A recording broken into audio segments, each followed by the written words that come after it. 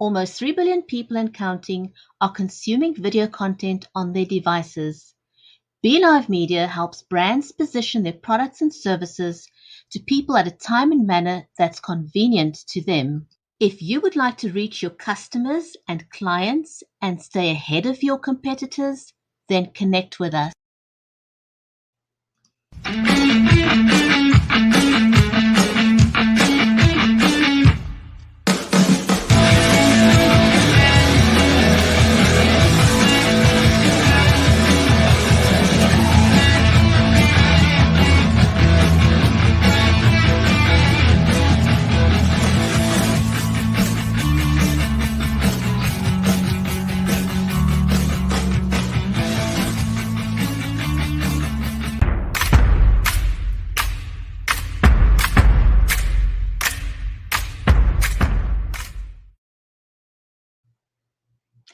If you are just joining us, then welcome to the Writer's Corner live show.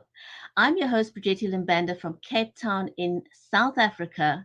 The stream is made possible by StreamYard, Creative Edge, and BeLive Media.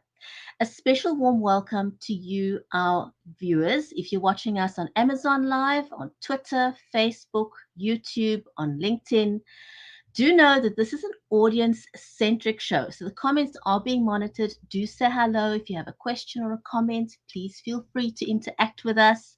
We will be watching. If you are brand new to the Writer's Corner live show, type new in the comments and we would love to give you a shout out. Our amazing guest today is Dr. Bruce Solheim. And we can't wait to have him onto the show. But before we introduce him, let me say a warm welcome to my friend and co-host. She's Mary Elizabeth Jackson. She's a special needs and disabilities advocate and the award-winning author of the Poolicious children's book series. Mary's in Nashville, in the USA, and I'm in Cape Town in South Africa. So let us know in the comments just where you are from. And with that, Mary, how are you? How are you today? I'm good. It's not that cold today, so I'm in my happy space. Well, good. And it's not that hot today, so I'm in a happy space too, because we had some blazing hot days last week, up over 100. So, with the heat index, it was pretty crazy. But, well, we are super excited to have Bruce on this morning. And, he's done a lot of things and he's got a lot of gifts and talents. And so we're just excited to have him on today and hear all about what he's up to and what he's using his creative abilities to do and what his favorite things to do are. Oh, absolutely. I just want to give a huge big shout out to Tish, who's joined us from Chicago. Nice. The Windy City. Yes, absolutely. I just love it when people tell us where they're from because it's nice to know, which corner of the globe people are joining us from. Yeah, and she needs to check out Anita Myers because our friend Anita Myers is in Chicago. She's a great author. Chicago. Mm-hmm. Yes, she is. Yes, she absolutely is. So our amazing guest today is Dr. Bruce Solheim. He has published 9 books and has written 10 plays. Wow. 5 of which have been produced. And something that really struck a chord with me is that one of them, called The Epiphany, is a World War II play and was commissioned by the Kingdom of Norway and funded for a full production run with the original American cast. Amazing. Just wow. Very, yes, especially theater family. I think it's amazing. So just wow. He is also the co-founder of Lockdown Theatre, which he started during the pandemic. So I want to ask him about that. I wondered if that title had to do that. We've all had to pivot and do all kinds of things that's out of our comfort zone and reinvent ourselves. And my heart has really gone out to creatives out there who suddenly could not go out into the world and perform and do stuff, normal stuff. Right. We had to literally reinvent. And then he has published a trilogy of paranormal books. And what we're talking about today are his latest comic books. they feature an alien hybrid character named Snarc. And so the first two books are called Snarc 1 and Snarc 2. Bruce is married to an amazing woman in her own right called Ginger, and he's got 4 children and 2 grandsons. So let's not waste any more time and give a hearty, warm welcome to this amazing man.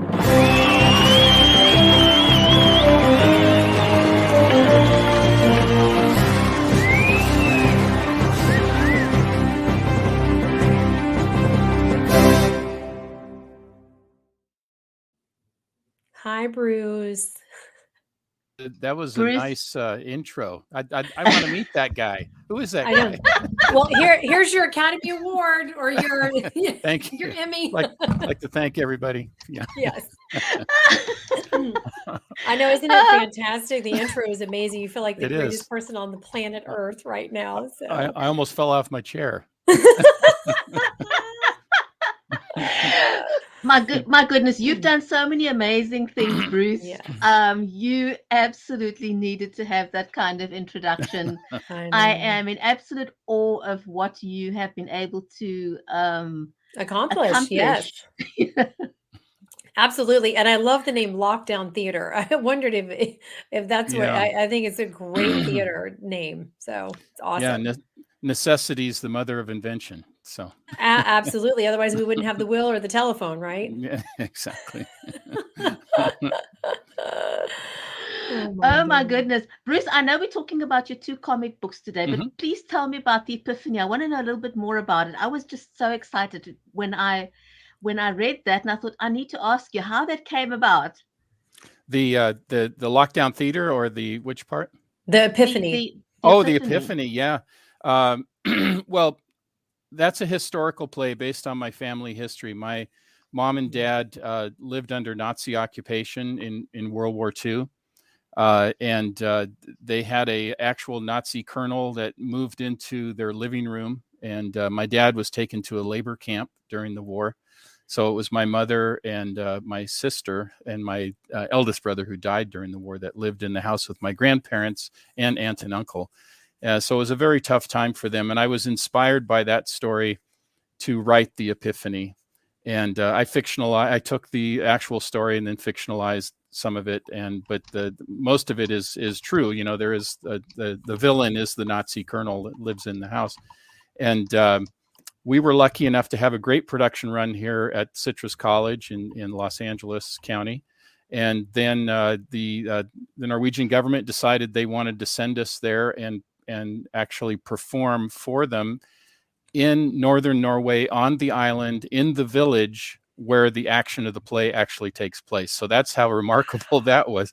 And that it was funded by the government, also by local history societies and the people. And the people of the island of Andøya, where my parents are from, are so generous. They opened their homes to all of the actors. We had 15 young actors, who many of whom had never left California, much less gone out of the country. I mean, these are working class people here that go to my community college, and they were sent to Norway, all of us as a group. And we were on Norwegian national television. It was a big deal for all these. I still can't believe that it actually It's surreal. It's absolutely surreal. And especially, like, you know, you were writing this from a place in your heart and a place of history and leaving a legacy and a lot of emotion into it. So you have a lot invested in this whole thing, or you did, and you still do. And then for somebody to come in and see that and then carry it, I imagine there's no feeling in the world like it. Yeah, my my two favorite parts of our production in Norway was one performance. We had some elderly people who were there alive during the occupation, and to watch their faces as they saw this story come out. And then the children, they brought in children during school time. They brought them in to watch the play, to part of their history, and to see the shock and amazement of how this peaceful, wonderful country that they live in Norway at one time wasn't so peaceful and wonderful. And to remind them that, that's a thing precious thing you have to hang on to. So that was, and then the children also sang some songs for the actors and myself, and Ginger was with me. And that was wonderful too. In appreciation, that was their way to show their appreciation. Wow. That is amazing. And then you also run a community college. Tell us a little bit about that. How did that come about? I work at Citrus College, so I'm a professor of history. I've been teaching history for about 30 years, 27 years here at the same college. And I teach U.S. history, the World War II, the Vietnam War. So kind of U.S. is my field in history. And I also teach a paranormal history course in the evenings for community education. So I'm really living the dream. If you I think it was Ray Bradbury who said that he gets up every morning, looks in the mirror, and sees a happy person, a person who is doing exactly what they've wanted to do. And that's important. That's everything, me. Isn't it? Yeah. Okay. So we have to back up a second. Mm-hmm. So I'm a history buff. I love history. So, mm-hmm. But you teach a paranormal history class. You have to tell me about this. Yeah. So when I had a vision in 2016, this is not unusual for me. I've had a paranormal life. A dear friend of mine, also Norwegian American, passed away in September of 2016. A month after that, he came to me in a vision and told me it was time to tell my paranormal stories. And I didn't have the courage to do it because I thought I would lose my job. I thought my colleagues would ridicule me. My students would laugh at me. And, I just thought it wouldn't go well. I kept it hidden from everybody, because I'd been in the Army, I'd worked in the defense industry, and in academics, and those are not places where you can go around talking about how you talk to dead people and see ghosts and stuff. So and not be taken seriously. So anyway, Jean said, "Don't worry about it." So I started publishing those stories, and it turned out to be a trilogy of books, the Timeless series. But I decided to go a little bit further and press my luck, and I asked the college if I could teach a paranormal history course, and to my surprise, more than anybody's surprise, they said yes. Wow. So it's a sign of the times that that there's so many people that want to know about these things, that have had experiences and want to have some kind of context for it, to understand how this all fits together. And that's what we do in this course. And I haven't offered it during the pandemic because we haven't been able to be in the classroom. And this is the kind of class you have to be together. I was going to say, what are you teaching exactly? Yeah, well, it's funny. I set it up with a series of lectures about, what is telekinesis, what is, telepathy, what are apparitions, what are angels and demons, how does all this, fit in? What's the science behind it, if there is science behind it, and there is, and so kind of set it up that way, along with my personal experiences. And then I had guest speakers, I had experiments set up, but then I found out the first time we met as a class that what they really wanted was to be able to safely tell their own stories. The students wanted to share, so I quickly had to think on my feet and say, okay, we're going to have to dedicate a half an hour to 45 minutes, maybe up to an hour sometimes, sharing each other's stories. And then we use that as a launching pad for the lecture that evening. Maybe if a lot of people are talking about ghosts, we'll talk about apparitions that evening. And so that's how I arranged the class. So it was very, very popular, all ages, young people, older people. They all had one thing in common. They didn't have a safe place to talk about these things.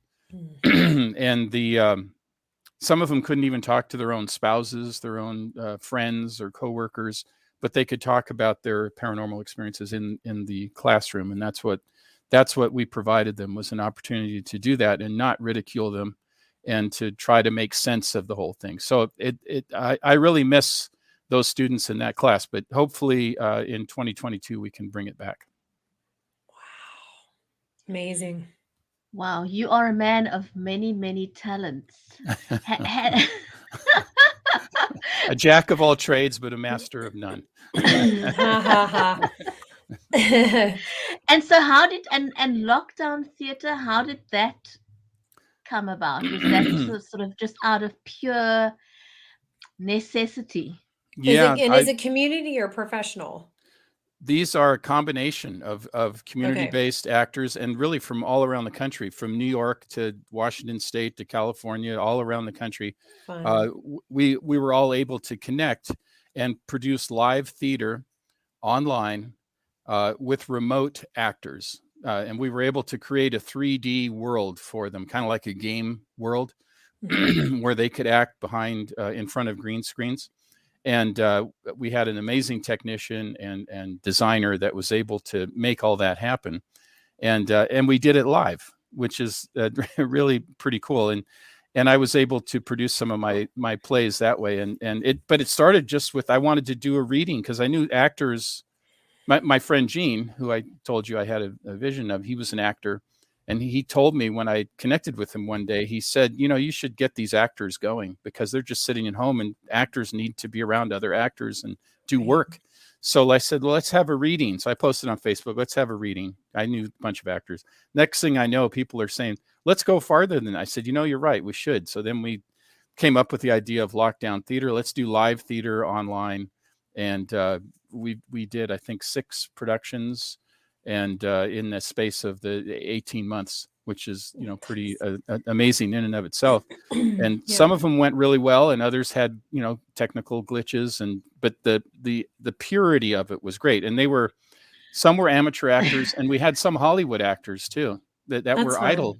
Yeah, some people that actually are active in Hollywood here in California that were that were working with us. So kind of a combination of people, all of them dedicated to the craft and working together.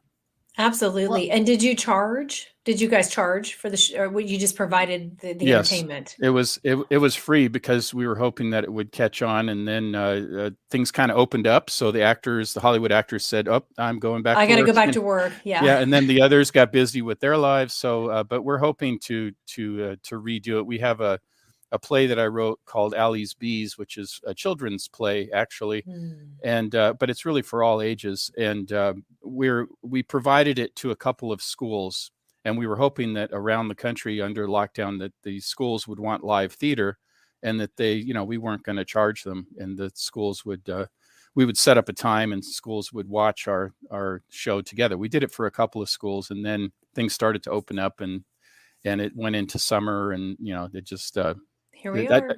I think we might be heading back into some type of lockdown, so we'll see. I hope not. I know. But if it does, I think that the time will be right again. But even so, it's the plays that we did all have a special, just like every book that I've written or every project, every play has a special purpose behind it.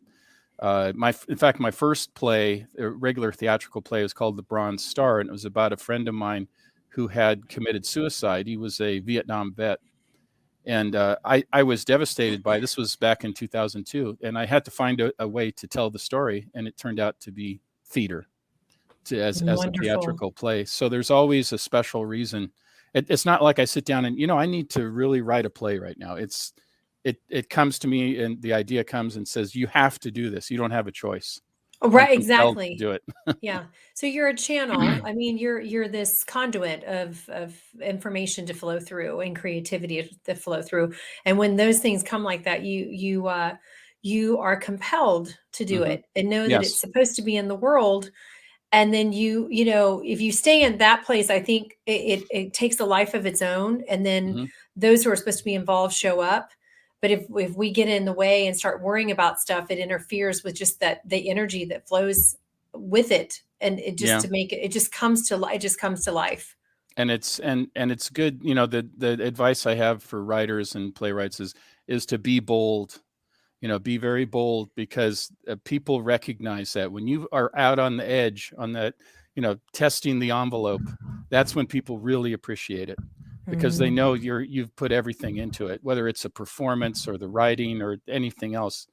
People recognize that and they appreciate that. So you're not just phoning it in. Right. Yeah. Well, that is absolutely amazing. And I think, there's something special about doing something that you have your heart and soul into, as opposed to doing it because someone's paying you to do it.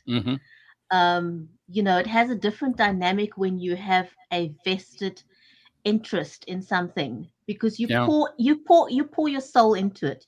You do your very, very best, because it's not just about the money. It's not what motivates you to take on a project. And I mean, everything that you've done so far has got passion written all over it.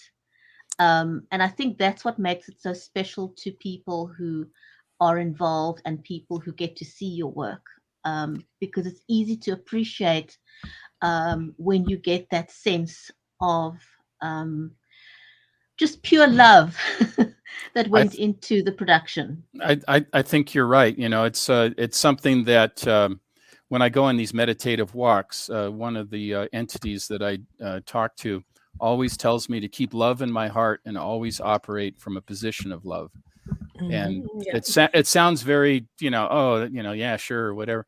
No, it's true. But it's 100% true. It's so difficult, though. It is so difficult because you want to, people are arguing, and then you want to, I can really, no, I can't say that's not right. That's not going to help the situation. I got to keep love in my heart, operate from that center.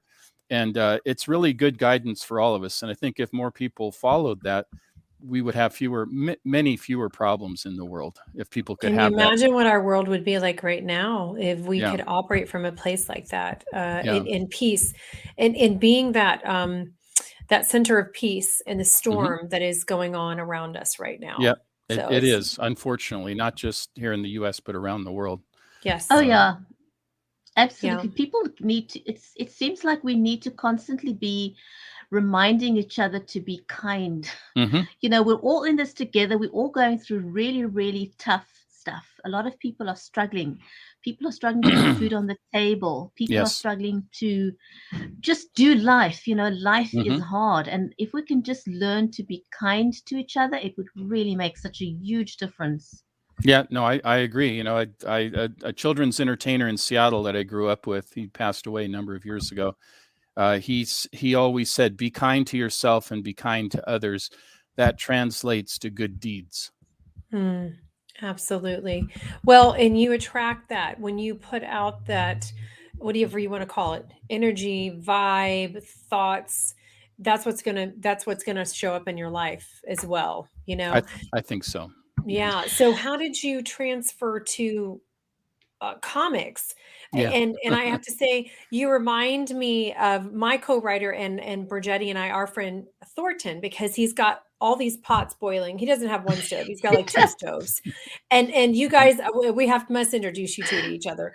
But what it proves is that when you have passion and then you have drive and you have purpose, you can accomplish so many things. Almost anything. I mean, just you can keep going and going and going, because you have this ginormous resume. You've touched so many different areas of creativity. So has Thornton. And so for me and others, there's that inspiration that, hey, yeah, you really can do more than just one thing. If you want to, you can kind of fulfill all the loves that you have. So were you a comic book fan growing up as a child? Have you always been there? Did you always dream about doing it? Or was it just like something that came to you, like some of these other things that have come to you and said, okay, it's time to do this now? It's funny, but all these things that I've done, the thing I'm most proud of is publishing that first comic book. It was a childhood dream. And it's really an homage to comic books, because I struggled to learn how to read. And my mother allowed me to buy comic books and read them. And I was then able to learn how to read. And I wouldn't be a writer today if it wasn't for comic books. And I've always and I would illustrate my own. And I this latest comic book series, the Snarc series, started as a comic strip in a college newspaper in Butte, Montana. I was in engineering school at Montana Tech in 1982. And I published 6 of these during the 6 months I was there until I dropped out. And I dedicated all my time to the comic strip instead of to my engineering work. So that was a lesson learned there. Yeah, so, wasted money, right? but as it turned out, and then it got put on the shelf, life happened. And then 37 years later, I revived it and turned it into an actual comic book. So that was, to me, that's one of my proudest accomplishments. And I wanted to tell this story of this alien hybrid character that I originated in 1982, but I wanted to make it all ages. So it's children will like it, adults will like it, That's what I wanted to do with it. And I wanted it to combine history and humor and science fiction and social issues, but not in a pedantic way, not like a preachy way, but just kind of introduce things through the eyes of an innocent, this alien hybrid who comes to our country or comes to our world and is observing and making, trying to help. And as it says, the kind of the slug line, if you will, for the comic is half alien, half human, all heart. That's the character.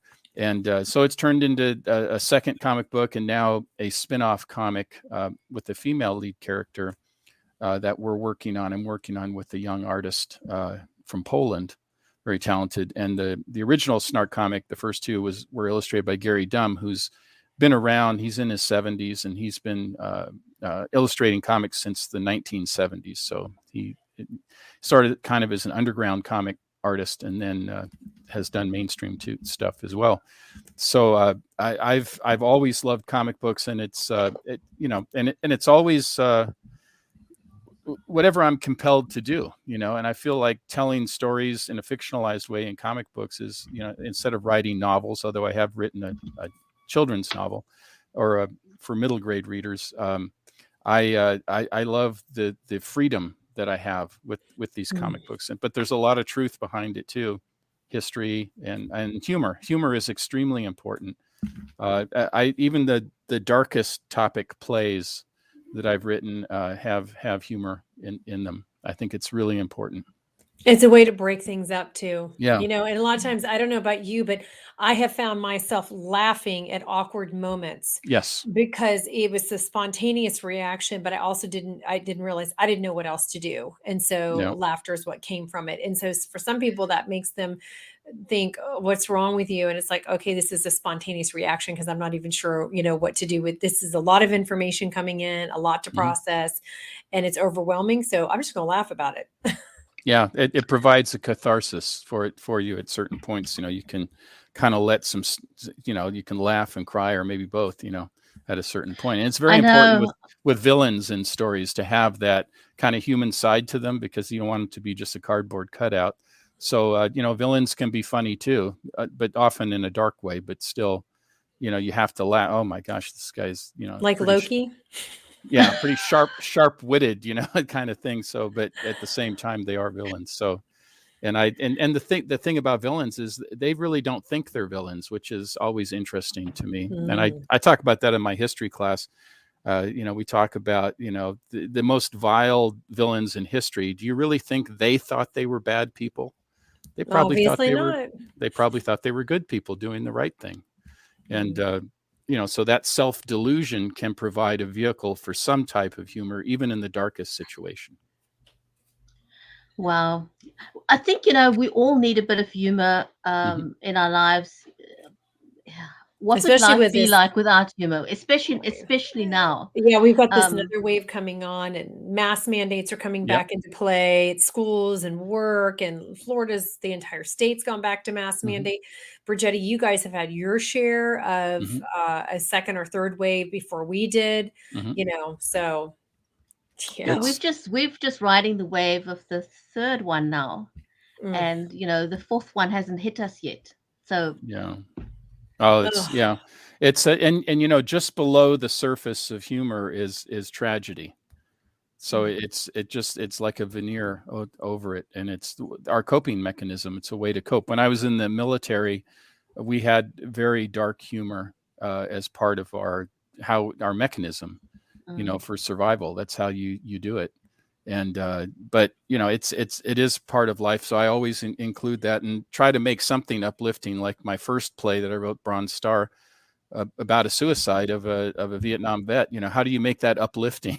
But we figured out a way to do it. And with theater, it's not just you. It's the writer. It's you're working with a team of people: the director, the lighting people, the sound people, the actors, of course.